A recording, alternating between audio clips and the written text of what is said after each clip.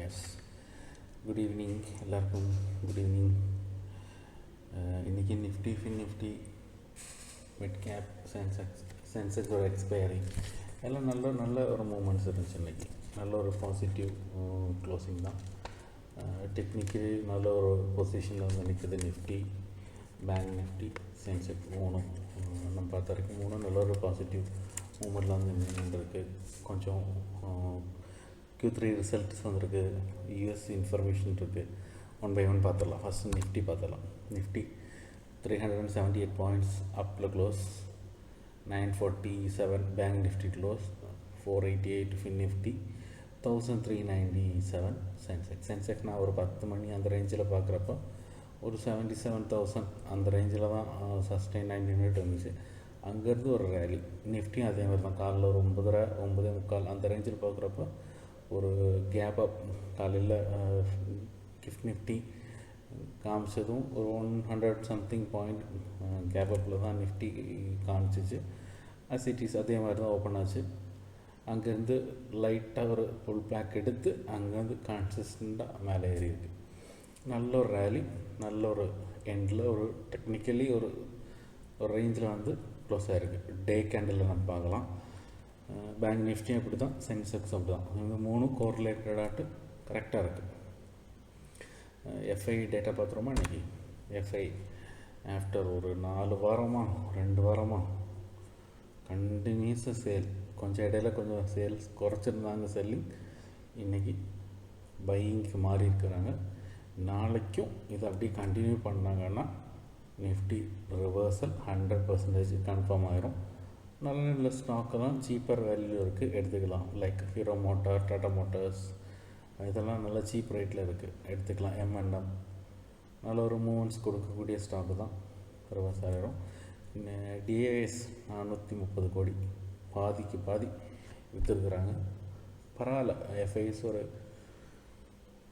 Positive bike வந்திருக்கிறதே ஒரு நல்ல symptom தான். அப்புறம் மேஜர் நியூஸ் இன்றைக்கி என்னென்னு பார்த்துடலாம். அதுக்கு முன்னாடி வேர்ல்டு மார்க்கெட் என்ன இப்போ கரண்ட்லி ஓடிட்டுருக்கு. எல்லாமே ஒரு 1%, 0.5% positive. Nasdaq, Dow, S&P, dollar index எல்லாமே நல்ல ஒரு ரேலியாக தான் இருக்குது. டாலர் இண்டெக்ஸ் லாஸ்ட்டு ஃப்ரைடே பார்க்குறப்போ 110 இருந்துச்சு. அது இப்போது 17 சம்திங் கரண்ட்லி ரன்னிங். அது ஒரு நல்ல வியூ இந்தியாவுக்கு. ஏன்னா டாலர் இண்டெக்ஸ் குறைய இந்தியாவோட ஸ்டாக் மார்க்கெட்டுக்கு ஒரு நல்ல மூமெண்ட் இருக்கும். கரண்ட் நியூஸ் பார்த்துட்டோன்னா வெள்ளிக்கிழமை RBIயோட ரேட் கட் இருக்குது. இது ஒரு மேஜர் நியூஸ். 25 பேசிஸ் பாயிண்ட் குறைப்பாங்கன்னு எதிர்பார்த்துட்டு இருக்கிறாங்க. குறைப்பாங்க, எக்ஸாக்ட்லி குறைச்சிடுவாங்க. கவர்மெண்ட் நியூஸ் அப்படி தான் இருக்குது. அதே மாதிரி Donald Trump versus China trade வார் நடந்துகிட்ருக்கு. ட்ரேட் வார்னால் என்ன? இவங்க 10% போட்டால் அவங்க 15% போட்டுக்கிறாங்க டாரிஃப். எல்லா குட்ஸுக்கும் இல்லை, பர்டிகுலர் குட்ஸுக்கு இம்போர்ட் எக்ஸ்போர்ட் சைனாவும் போட்டுக்கிறாங்க, டொனால்ட் ட்ரம்ப்பும் போட்டுக்கிறார். பார்ப்போம் இவங்க எப்படி ஹோல்ட் பண்ணுவாங்க. எனக்கு தெரிஞ்சு இப்போ ஒரு 10 ஆகுது. யூஎஸ் மார்க்கெட் ஓப்பன் ஆன பேரே இப்போ ஹோல்ட் பண்ணிடுவார் ட்ரம்ப்பு. மொத்தமாகலாம் அப்படி போட மாட்டார், கொஞ்சம் அப்படியே ஹோல்ட் பண்ணி விட்டுருவார். அப்புறம் technically Nifty, bank Nifty, Sensex reversal ஒரு பாயிண்டில் வந்திருக்கு. அந்த டெக்னிக்கல் பாயிண்ட்டே பார்த்துக்கலாம்.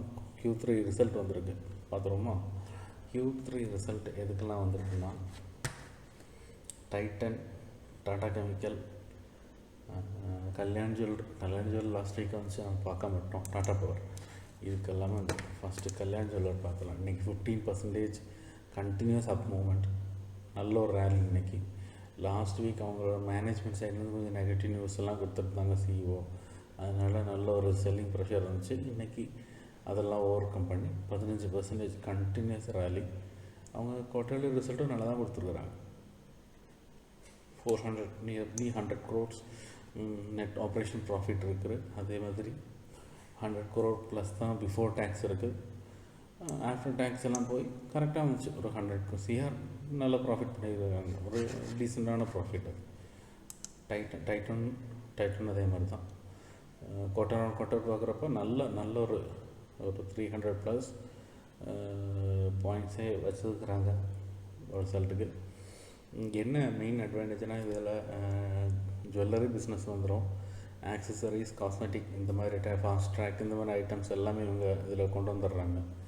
அதனால் டைட்டன் ஒரு நல்ல ஒரு ரிசல்ட்டாக கொடுத்துருக்காங்க. குவார்ட்டர் இயர் ஆன் இயர் பார்க்குறப்ப ஸ்லைட்லி டவுனாக இருக்கும், ஆனால் குவார்ட்டர் ஆன் குவார்ட்டர் பார்க்குறப்ப நல்ல ஒரு கிராஜுவல் க்ரோத் கன்சிஸ்டண்ட்டாக மூவ் பண்ணியிருக்கிறாங்க. அப்புறம் இன்னும் வந்துருக்கு ரிசல்ட்டு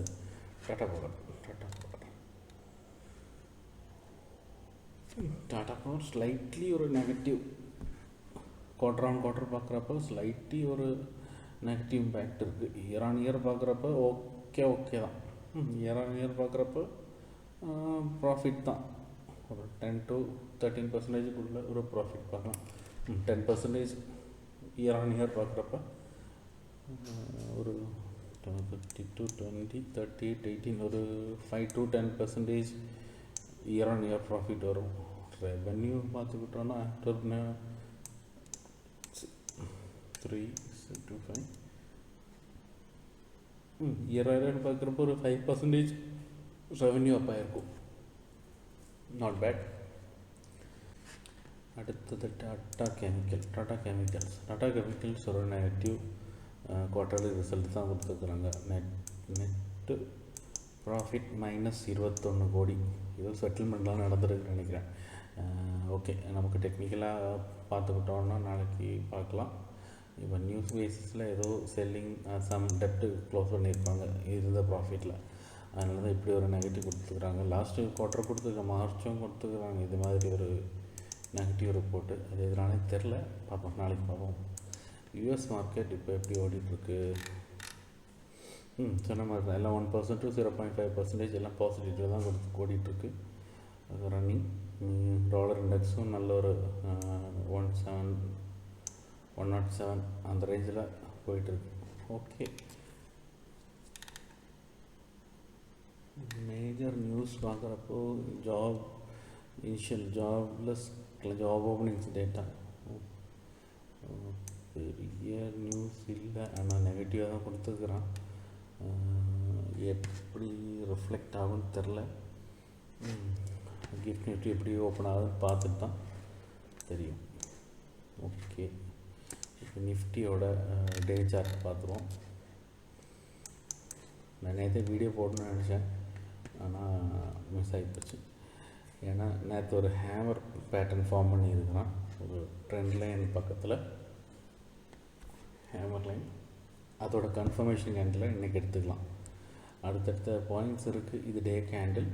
இது பார்த்துட்டோன்னா 2850. இது ஒரு பொசிஷனல் இல்லை இன்ட்ராடே ஃபஸ்ட்டு ரெசிஸ்டண்ட்டாக எடுத்துக்கலாம். அந்த மாதிரி 23,910 அந்த ரேஞ்சும் அடுத்த ரெசிஸ்டண்ட்டாக எடுத்துக்கலாம். ஆல்ரெடி மார்க் பண்ணி வச்சு, நேற்றே மார்க் பண்ணி வச்சது அதெல்லாம். அடுத்து 24,200 தான் அடுத்த ஒரு ரெசிஸ்டன்ட். இதை பிரேக் பண்ணி இந்த 23 பிரேக் பண்ணிட்டான்னா அப்படி ஒரு 200 பாயிண்ட் சாலிடாக மேலே ஏற்றிடுவாங்க. வேறு எந்த ரெசிஸ்டன்ட்டும் பக்கத்தில் கிடையாது. சிமிலர் இதே மாதிரி தான் பேங்க் நிஃப்டி இருக்கும். பேங்க் நிஃப்டி நல்ல ஒரு டபுள் பாட்டம் ஜென்ரேட் பண்ணி மேலே போயிட்டுருக்கான். பேங்க் நிஃப்டி பார்த்திங்கன்னா ஒரு டபுள் பாட்டம் போட்டு நெக்லைன் பிரேக் பண்ணி போயிட்டுருக்குறான். இங்கேருந்து ஆரம்பித்தானா அடுத்து இங்கே ஒரு மைனர் ரெசிஸ்டன்ட் இந்த ஏரியா இருக்குது.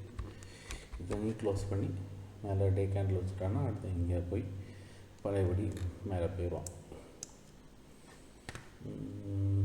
சென்செக்டும் அதே மாதிரி தான். சென்செக்டும் நிஃப்டியும் ஒரு சிமிலர் பேட்டர்னில் இருக்கும்.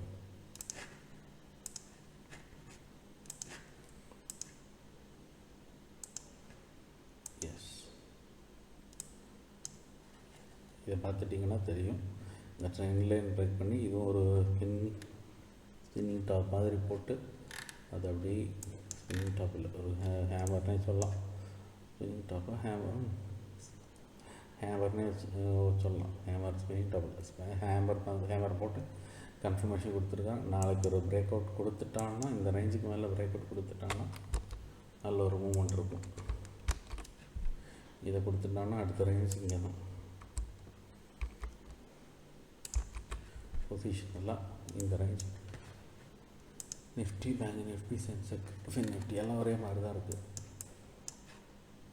ஓகே, நாளைக்கு பாக்கி இதெல்லாம் லைவ் போட முடியாது. என்னென்னா ஆர்பிஐ கொஞ்சம் செபி கொஞ்சம் புதிய ரூல்லாம் கொண்டு வந்துருக்குங்க. இன்ஃப்ளூயன்சர்லாம் லைவ் சார்ட் போடக்கூடாது. ஒரு 3 மாதம் பழைய சார்ட்டை தான் காமிக்கணும். நிஃப்டி 3 மாதம் பழைய சார்ட்டை காமிச்சு என்ன பண்ணுறது? ஸ்டாக்குன்னா ஓகே, நிஃப்டிலாம் லைவ் சார்ட்டு காமிக்காமல் லைவ் அனலைஸ் சொல்லக்கூடாதுன்னு சொல்லி புது ரூல். இதை போடாமல் அப்புறம் லைவ் போட்டதுக்கு சார்ட்டு காமிச்சது 3 மாதம் பழைய சார்ட்டு போட்டது. வேணால் ஓஏ டேட்டா வச்சு சொல்லலாம், பார்ப்போம். ஓஏ வச்சு வேணால் பார்க்கலாம். மூமெண்ட்ஸ் இருக்குது, சேஞ்சின் ஓஏயும் மல்டி ஸ்ட்ரைக் ஓஏயும் பார்த்துக்கலாம். ஓகே மக்களே, வீடியோ கொஞ்சம் யூஸ்ஃபுல்லாக இருந்திருக்கும். சப்ஸ்கிரைப் பண்ணுங்கள், ஃப்ரெண்ட்ஸுக்கு ஷேர் பண்ணுங்கள், வீடியோவுக்கு லைக் பண்ணுங்கள். தேங்க்யூ.